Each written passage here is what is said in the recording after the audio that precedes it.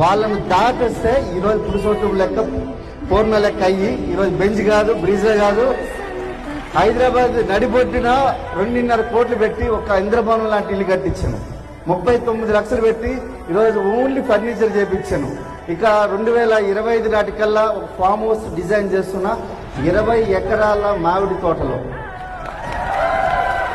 20 ఎకరాల మామిడి తోటలో ఫామ్ హౌస్ కడుతున్నానంటే నేనేమి ఒక రాజకీయ నాయకుడు కాదు. నేను సీఎం పిఎం ఎమ్మెల్యేని కాదు.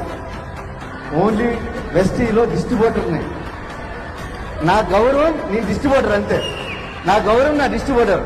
సో మీ దగ్గర కూడా అదే అవకాశం వచ్చింది. ఈరోజు సురేష్ గారు కానీ ఉపేంద్ర గారు కానీ చెప్పిన ప్లాన్ ఏదైతుందో జస్ట్ ఒడిసి పట్టుకోండి.